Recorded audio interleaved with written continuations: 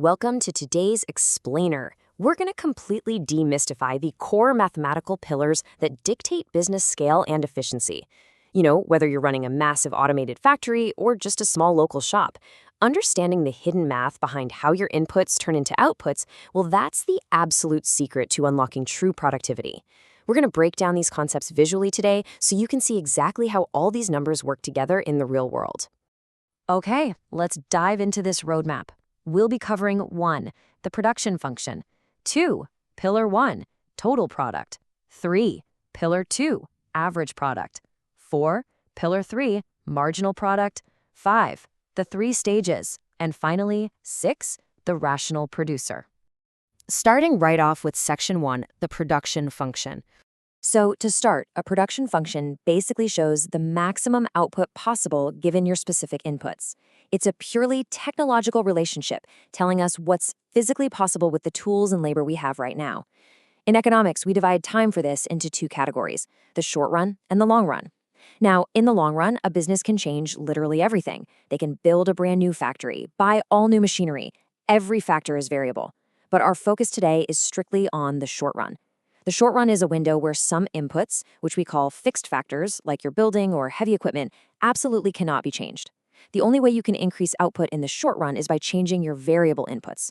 Usually that just means adding more laborers to work with the fixed equipment you already have. Moving to Section 2, Pillar 1, Total Product. To make this perfectly clear, I want you to imagine you own a bakery. You have exactly one fixed oven. That's your fixed factor. But you can hire more bakers. They are your variable factor. Total product, or TP, is simply the total amount of a commodity produced during a period of time by combining that variable factor with your fixed factor. You might also hear it called total returns. So going back to our bakery, if you put 3 bakers to work on your single fixed oven for a day, the absolute total number of loaves of bread they pull out of that oven, that is your total product. It's your grand total output. Section 3 brings us to Pillar 2, Average Product. This is where we look at average product, or AP. Average product refers to the output per unit of a variable factor. Essentially, this tells you how productive each unit of your variable input is on average. In our bakery example, it tells us, on average, how many loaves of bread each individual baker is responsible for producing. Now, what's beautifully simple about this rule of thumb is the math. As you see here, to find the average product of labor, you just divide the total product by the quantity of labor. It's that easy. If your total product is 30 loaves of bread and you have 3 bakers working on that one oven, 30 divided by 3 is 10, so your average product is 10 loaves per baker. On to Section 4, Pillar 3, Marginal Product. Marginal product, or MP, refers to the change in total product resulting from adding just one additional unit of a variable factor. This is a vital concept, maybe the most important one today, because it isolates the exact specific impact of your newest hire. Think about it. If you have 2 bakers making 20 loaves, and you hire a 3rd baker, and suddenly your total product jumps up to 35 loaves, well, that extra 15 loaves, that right there is the marginal product of that 3rd baker. It's exactly what that specific additional unit brought to the table. And here is how that looks mathematically. The formula on the left shows that the marginal product of labor equals the change in total product divided by the change in labor, delta TP over delta L. The formula on the right is even simpler. The marginal product of the nth unit equals the total product of n units minus the total product of n minus 1 units.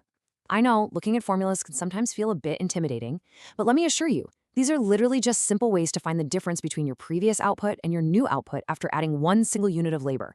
It's just basic subtraction. Let's move to Section 5 and see how this builds into the 3 stages. So let's synthesize total, average, and marginal product together over time.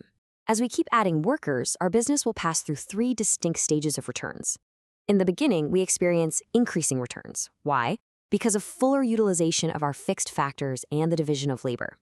If you have 4 heavy machines and only 1 worker, that worker can only operate 1 machine at a time, right? 3 machines are just sitting idle. Hire a 2nd and 3rd worker and they can divide the tasks, specialize, and better utilize the equipment, causing a massive spike in efficiency. But if you keep hiring, eventually you hit negative returns. Imagine stuffing 20 bakers into a kitchen with just 1 single oven. You get total overcrowding. They bump into each other, you have way fewer tools per worker, and it creates massive management problems.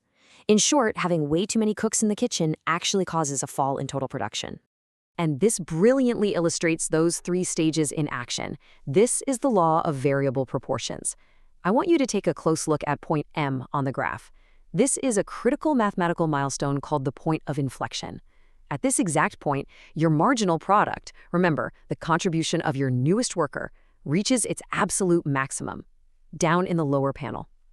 Correspondingly, in the upper panel, this is the exact moment where the total product curve stops increasing at an increasing rate and starts increasing at a diminishing rate.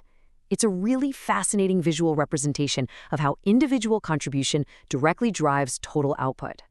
There's also a very crucial mathematical relationship between the marginal and the average that you need to know. It's actually super intuitive once you grasp it.